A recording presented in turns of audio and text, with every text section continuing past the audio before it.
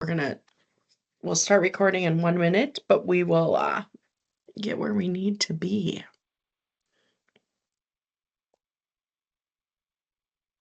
And I'm gonna to make sure that sound and everything is working.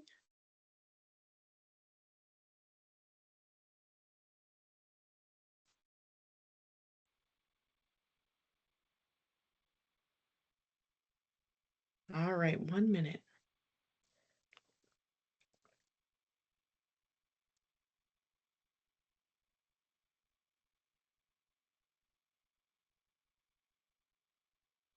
All right, it is 10 o'clock. We're gonna go ahead and get started. And I'm just gonna show you a quick few little tips and tricks on the MLS.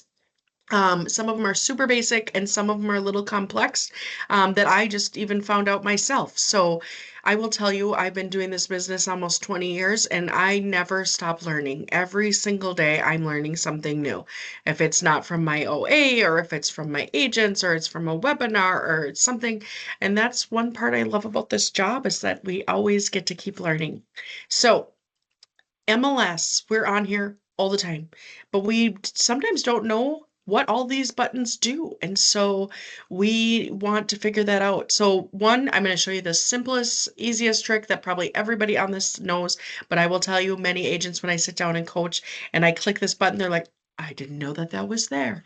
But your recent searches, if you just come over here, it shows you all of your recent searches so you can just easily come back to them. So if you're working on a CMA or you're working on a listing or you're working on a buyer tour, you can just come back here and grab your most recent searches, whatever you searched from. So first tip out of the way. Second tip is that when you go into tools and you go into your transaction desk, you can go into your transaction desk and you start with, you're going to do a listing. But we all know that and a lot of my agents will do a withheld. So they want all the information in there, but they're going to go back and kind of tweak some things, a little bit before it gets listed. But they want like the measurements that are on the MLS that were on the MLS until their photographer gets out there and remeasures, and they can always go back and update. But they like a complete file, which I absolutely love. So I just learned a way that you can clone an MLS listing. So I'm going to go ahead and show you that. So if you just come in here and you just go to add a new one, and this is what I'm going to teach you guys next week, just a little heads up, is the new transaction and all the new and improved tools. So next week we will be learning about that. But this week we're going to go in here and I'm just going to make one up here and I'm just going to use a template of a ER listing packet. I'm going to import from the MLS, the North Star MLS. And then I'm just going to pick an MLS number and I'm going to pick the MLS number from my own personal house and come in here and we'll hit create. And the cool thing about this is that we've taken the MLS data and it's added a lot, but it will not add to that MLS input form. And so I'm going to show you today how you can add to that MLS input form. So I'm going to just come here, and one other little tip I'm going to show you is that you can add these things in here as you go. But I will tell you instead, and then this is a great spot to come in here and say, well, as much as I love the Pam Waters, she's out of here because she's not part of this transaction anymore. And you can delete, Remax is not part of this transaction anymore. She was the listing agent when I purchased my house. Love her though, she's great. Anyways, then you can add your clients right here. Super easy. Add an existing client. You can add from from a Google, or you can just do a new transaction.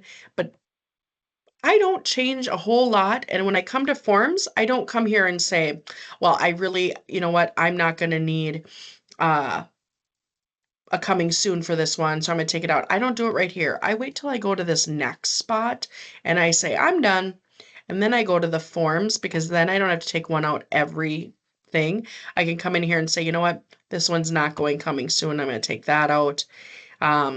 I really like this version 2 because it splits up the buy side and the sell side. So I really want to take out this other one that I really don't need. And any of these things that I want to take out, I can just come in here and say, you know what, it's not well in septic, so we're going to get rid of those. And I just grab whatever I want to get rid of, and then I just go to the basket and throw it all away. So saves me a few little clicks by just coming this way instead of the other way. But first I'm going to show you is how you can take that input form as soon as I can find it. All right, here's the listing input form. And if somebody could just shout out that they are now seeing the input form when it pops up. It's taken a minute, so.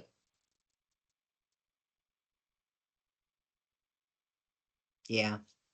Perfect. Yes. All right. So from here, it will take an old listing dates and it will put in agent stuff and it will put in some things, but it leaves out a lot. Um, it doesn't always pull the legal description. It just takes out a lot of things that normally would be in here, and especially like the measurements and stuff like that. Not that you should go off of old measurements, but especially if it was your listing, you just listed it this fall and you're going to be relisting it in the spring, you can easily just come in here. So what you do to clone it is you come up here and you do this and you say import listing. Can you see that button right down there?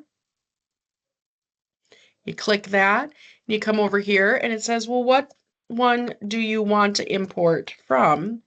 Give it its old MLS number, and then you go ahead and import the data. And then I will show you here.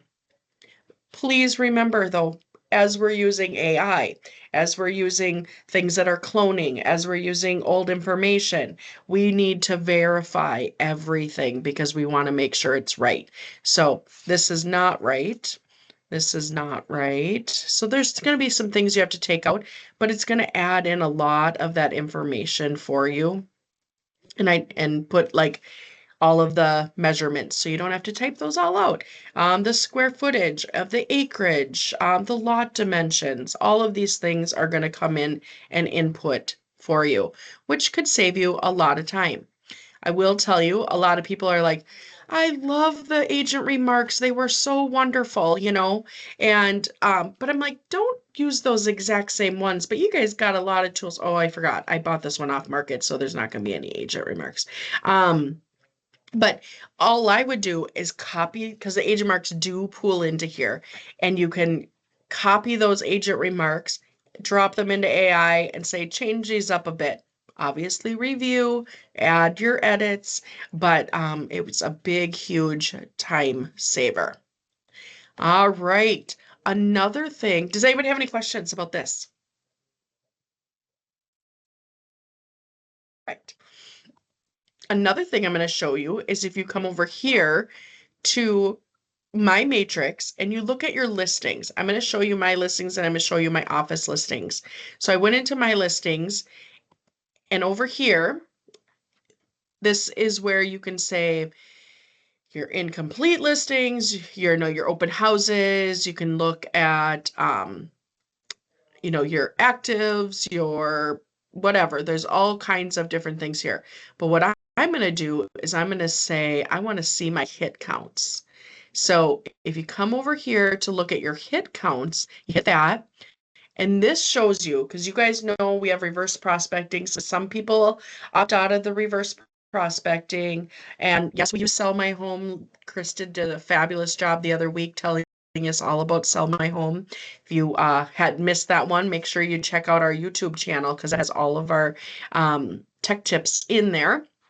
And you can see how many client views, 304 client views, how many client portals. So that shows you that 181 client portals and 189 of them have auto emails set up. But that means they looked more than just once in some of those. And those were probably because it ended up in multiples. So those multiple people probably looked at it multiple times. The other thing that I thought was very fascinating is that you can see like how many views happened in the last 14 days. This property is pending, so obviously there's not going to be as many views, but many of those, it's like, ooh, how many views happened since my price reduction? Or wow, we're not getting any traction on the MLS, and everybody thinks that everybody's looking at it on the MLS every single day. We really need that price reduction because they have not looked at it but 13 times in the whole last 14 days. But the other cool fact that I thought was really great was agent views, like looking at how many times agents are viewing it. And it's kind of crazy, but like you'll see like, ooh, that was a showing. Oh, that was a showing. Oh, yep, there's a showing. Oh, there was a couple showings right there. Lots of times the agents are looking at it for that, but they're looking at it quite a few times. So very impressive to know that that many agents looked at it, kind of thing. But now I'm going to go back up here and I'm going to show my office one so we can just putz around there for a second. You guys don't have this button, but I thought it was more insightful because they have a lot more listings. Was blessed with this listing that I practically was willed it. It would have been Greg Shalene's listing, but my dear grandparents, best friends on her deathbed said, Lisa Nephew lists this house. And so I stole this one from Greg. He's sold a lot of their family houses and did a fabulous job. So only because I am who I am did I get to sell it, which was an excellent opportunity. Lots of people got to train off of it, and it was very nice. But all of these, you can see how many agent views are, how many auto emails are set up, how many people saved it as a favorite, how many client views, and how many portals and auto emails are set up for it. And also how many have been viewed in the last 14 days. So like this one's had 65 views in the last 14 days. This one's had 237 views in the last 14 days. So these are hot properties. So definitely a nice way to just look at more information and track things from here. Does anybody have any questions about this? Do you know what those favorites are? Because it doesn't seem to match the people who put the heart when I do reverse prospecting. Okay, so It looks like yes, a different. is the number here, is the number that you're looking at here higher than the number that you have on reverse prospecting? Yes. It's because many people opt out of reverse prospecting. This is not this is Oh, you're right. everybody. Thank you. No, Thank you. You already said that. No, that's okay. That's okay. But it just shows the point. Like, yes. I mean, like, even if people opt out, it shows it here. So, I never knew about this view, so thank you. yes, absolutely. Anybody have any questions? Well, this is a nice short tech tip today, but I hope that you took a little nugget away and know where your recent searches are, how to clone an MLS listing, and how to find more hits to have more conversations with your sellers. Thank you. Yes, you guys have a great day.